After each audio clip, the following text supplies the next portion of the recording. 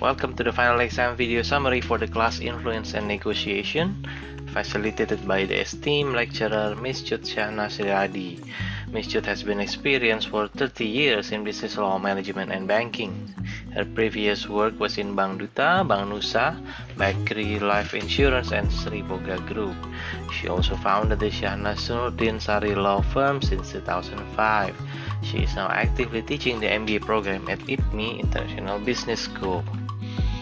Okay, over the length of this video, we'll see what topics was explored in this course and we'll later put them together in a practical demonstration in a short video.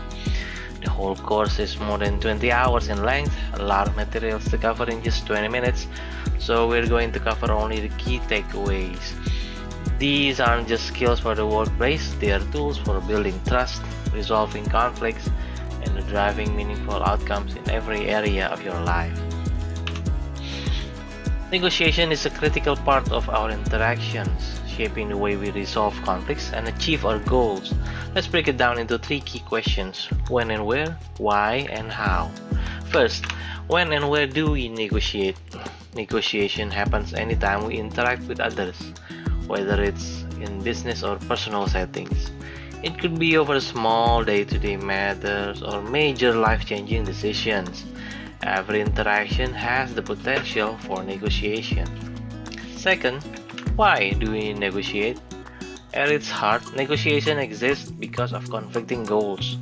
We aim to bridge differences and find solutions that offer mutual benefits, balancing the needs of all parties involved. Finally, how do we negotiate effectively? The key is to seek middle ground, focus on creating win-win outcomes, and most importantly, understand that the other person's needs. Effective negotiations is not about winning or losing, it is about building agreements that work for everyone. The course is divided into 5 parts: verbal messages, listening, power and influence, persuasion, and negotiation tactics. Verbal message is focusing on how words and tone influence perception and clarity in communication. Listening is a foundation skill that fosters trust and empathy by truly understanding the perspective of others. Power and influence highlight how to ethically leverage authority and personal strength to inspire action. Persuasion dives into strategies for guiding others toward desired outcomes without force or manipulation. Finally, negotiation tactics bring it all together, showing how to balance interests, resolve conflicts, and achieve mutually beneficial agreements. Verbal and non-verbal messages reinforce or support each other, though we often fail to notice this interplay unless there are contradictions. Making sure what you say and how you say it would make your message clearer and more acceptable. Meanings are created based on individual social and cultural perspectives, emphasizing that the same words or messages can hold different meanings for different people. The sentence can mean differently on the speaker's mind and on the listener's mind. Effective communications often employs a mix of abstract and specific terms to guide listeners' mental image. Message can be tailored to be more specific or to be more broad. Politeness is crucial across cultures and impacts interpersonal and professional interactions. Indirectness can help avoid offending others. It's also good to learn a bit about your audience before delivering your message. Message can also be anonymous or anonymous. While anonymity can encourage honesty and emotional depth, it can also lead to extreme or outrageous communication due to the lack of accountability. Next is listening. Listening is a circular and never perfect process involving receiving, understanding, remembering, evaluating, and responding. Each of these 5 stages has strategies for improvement, such as focusing, paraphrasing, and avoiding premature judgments. Major barriers include physical and mental distractions, biases, prejudices, inappropriate focus, premature judgment, and hearing impairment. Overcoming these involves mindfulness and concentration. There are four styles of listening: empathic, understanding emotion and maintaining attention; polite, supporting the speaker and avoiding interruptions; critical, identifying biases and analyzing reasoning; and active, paraphrasing, acknowledging feelings and asking clarifying questions. There's also cultural difference influence language, nonverbal behaviors, and feedback methods. Gender difference, including women emphasizing rapport and providing more listening cues, while men often use expertise to dominate interactions. Power and influence. Power is the potential to alter attitudes and behaviors, while influence is the kinetic use of power. Actions taken to change others' attitudes or behaviors. Position power is based on organizational roles, like legitimate, reward, or coercive actions.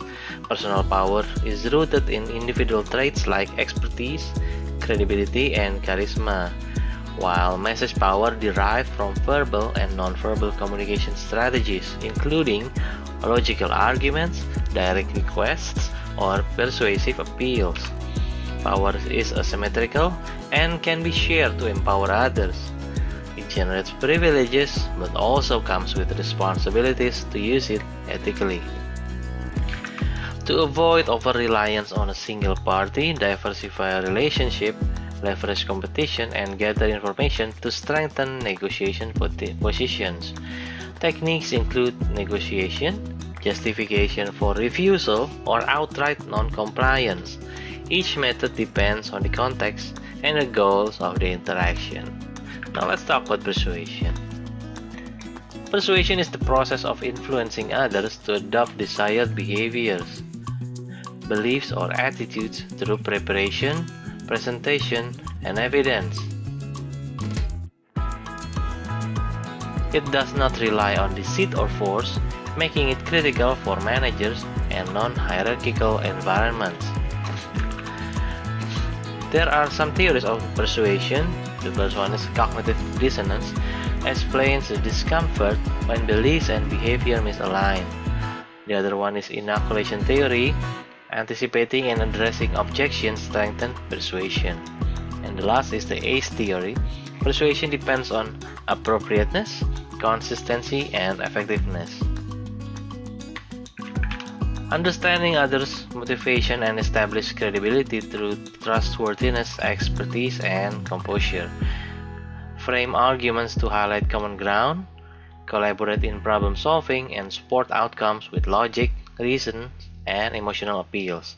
Persuasion is ethically only if it benefits others and relies on accurate information.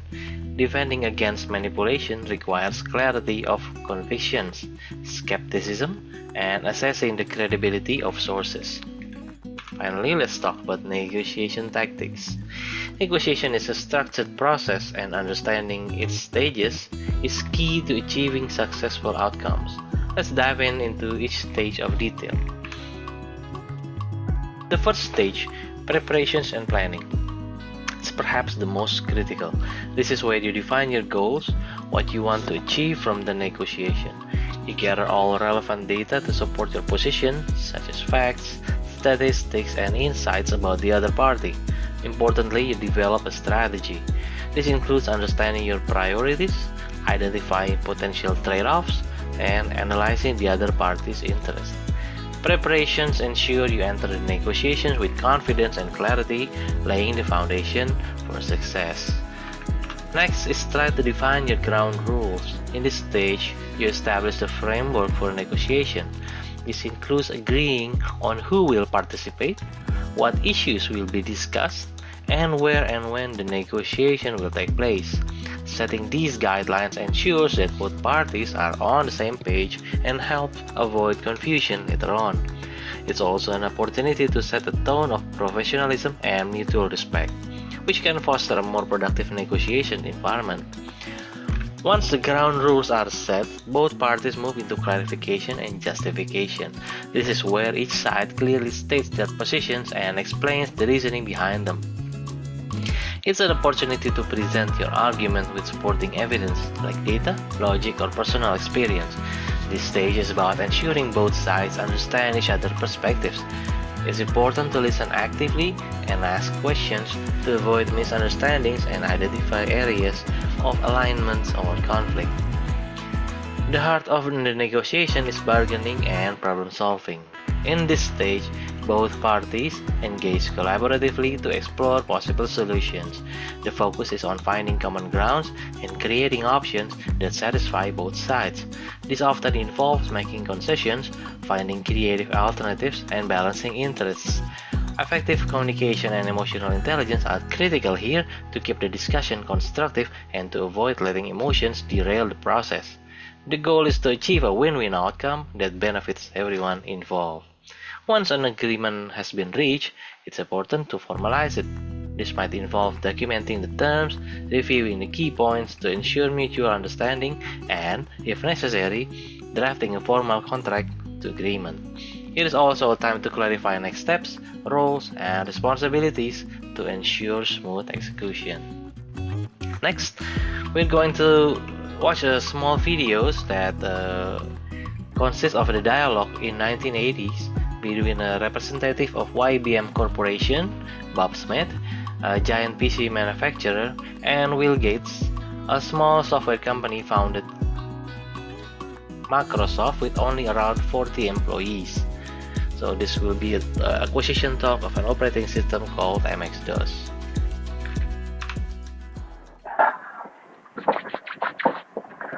Mr. Gates, thank you for coming in today. Let's cut to the chase.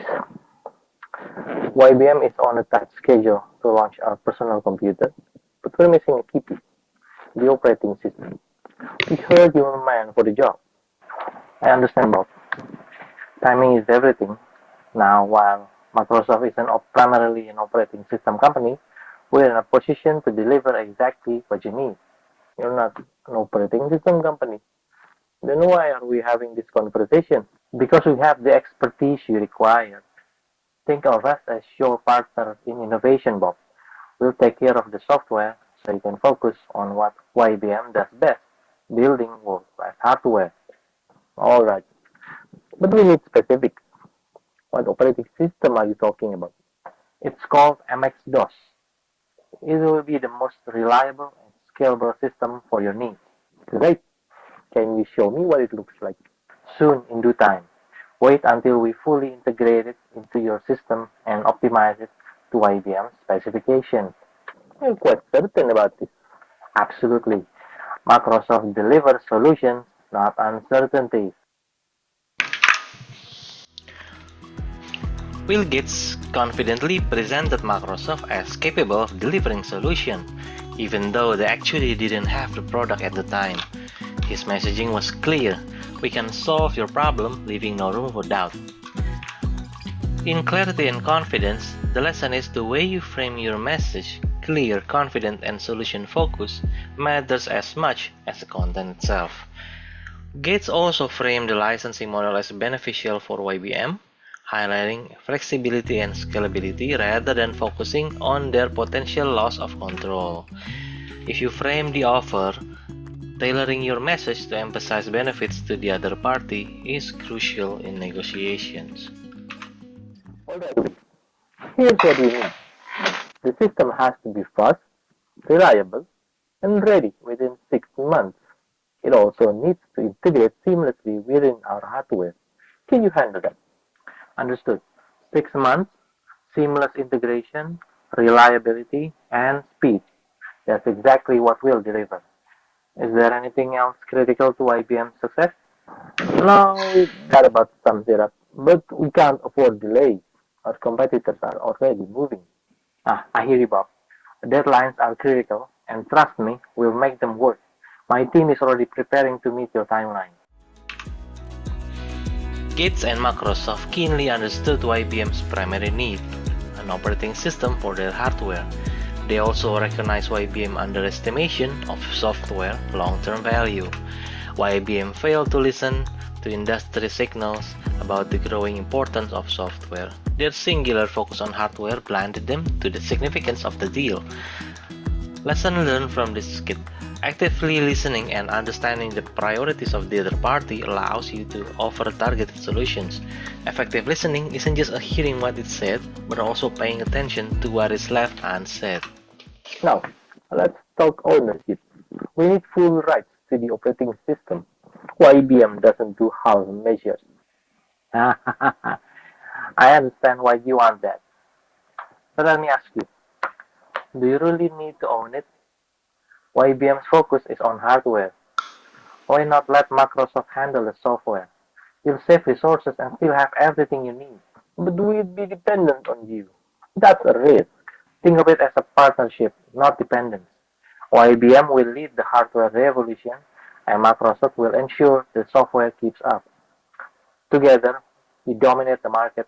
And remember, Bob, if the software ever needs improvement, Microsoft will handle it at no additional cost.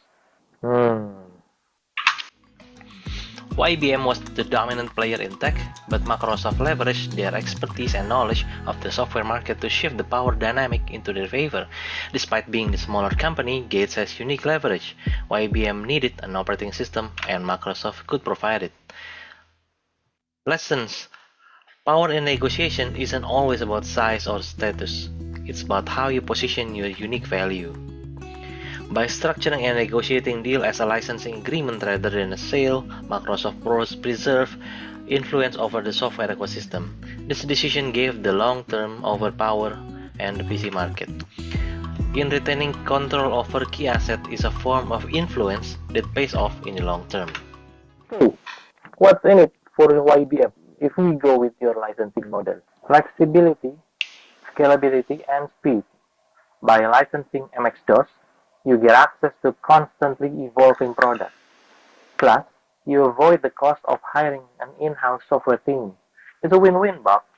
And if it doesn't work, then Microsoft fix it. No question asked. You can focus on building the best hardware without worrying about the software. And let's be honest, IBM hardware will be the star of the show. MX-DOS is just the supporting act. Gates used persuasion by aligning the deal with IBM's strength, is it the hardware, and framing software as something they didn't need to own or manage. Persuasion is more effective when it is aligned with the other party's goals or strength. Gates also assured that Microsoft would handle all the software updates and maintenance. This reduces IBM perceived risk in outsourcing their software needs. By reducing the other party's perceived risk, we can make your offer more attractive. Alright, but let's talk money. How much to buy outright? We're not selling, Bob, but our licensing fees will be minimal and they'll scale based on your success. The better IBM does, the more Microsoft benefits. It's a shared stake in the future. That's bold, Mr. Gibbs. You're asking IBM to take a back seat in software ownership. Not at all. I'm asking IBM to focus on what you do best. Owning a software won't give you an edge, Bob. Licensing it from us will. Besides, who else can deliver what we're offering you in the timeline? No one. Fair point. You got us in tough spot. It's not about tough spots, Bob. It's about trust and partnership. Let's make history together. Fine, Mr. Gates. You've got a deal, but don't let us regret it. For the future, Bob. Microsoft understood IBM's limited alternatives after the deal failed with Gary Kildall. Gates used this knowledge to strengthen his position. Understanding the other party's best alternative to a negotiated agreement gives you a leverage in negotiations. And though it's not illegal, Gates didn't disclose Microsoft's plan to license MX-DOS to other manufacturers in the future, knowing it could create competition for IBM. By omitting this detail, he avoided raising unnecessary objections during negotiation. The lesson is sometimes it's strategic to leave certain details ambiguous if it serves for your long-term interest. And finally, Gates presented the deal as mutually beneficial, emphasizing IBM's ability to focus on hardware while Microsoft handled software. This collaborative framing helped IBM feel they were getting a good deal. Framing a negotiation as a win-win will reduce resistance and foster the agreement. Just for the laugh. When I first read your name, I imagined you would probably be selling doors or fences, your surname, Gates. Hmm. No, maybe on another universe, I have a company worth $3 trillion globally just selling windows. Who knows, right? Negotiation is more than just a skill, it's an art and a science that empowers us to navigate conflicts, build relationships, and create meaningful outcomes. Whether you're negotiating in the boardroom, at home, in everyday interactions, mastering the stages of a negotiation give you the tools to approach any situation with confidence, clarity, and purpose. Remember, successful negotiation is not about winning or losing, it's about finding solutions that work for everyone. As you move forward, carry these principles with you and let them guide you towards stronger connections, mutual respect, and shared success. If you like to learn more, come join us in IPMI Institute and meet our awesome facilitators and learn more using our Harvard case-based experiential learning on international project cases that will give you a holistic experience of real-life business case. Thank you and see you in IPMI.